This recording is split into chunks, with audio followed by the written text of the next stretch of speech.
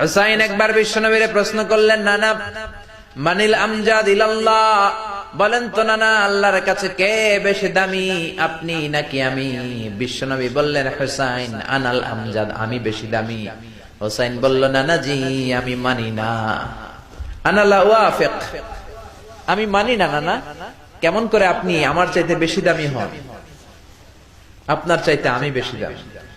বিশ্বনবী বললেন, হুসাইন আমি হলাম নবীদের নবী, আখির নবী, বিশ্ব নবী, আর তুমি হলা আমার উম্মত, তোমার চাইতে আমি বেশি দামি। হুসাইন বলে, নানা জি আপনি ভুল বললেন, আপনার চাইতে আমি হুসাইন বেশি দামি। সুবহানাল্লাহ কইবেন না? বিশ্বনবী বললেন, কাইফা যালিক, কেমন করে এটা? হুসাইন বলল, নানা জি তাহলে বলেন তো আপনার আব্বার নাম কি? বিশ্বনবী বললেন, আমার আব্বার নাম হলো আব্দুল্লাহ। কি নাম? হুসাইন বলেন, আনা খালি আব্দুল্লাহ, লাইসা ক্বাবলাহু ওয়ালা বা'দাহু শাই। খালি আব্দুল্লাহ, সামনেও কোনো টাইটেল নাই, পিছনেও কোনো টাইটেল নাই। আমার আব্বার নাম আপনি জানেন নাকি?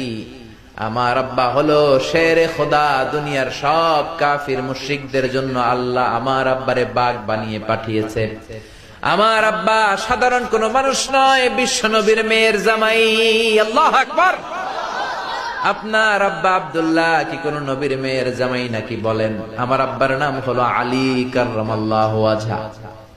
বিষ্ণু বললেন, তাই তো, আসলে তো তোমার আব্বা বেশি দামি। আবার হুসাইন প্রশ্ন করলেন, নানা বলেন তো আপনার আম্মার নাম কি? কি নাম বিশ্বনবীর মায়ের? তোরা দেখে যা আমিনা মায়ের কোলে, মধু পূর্ণিমারি সেথা চাঁদ দোলে, যেন উষার কোলে রাঙা রবি দোলে।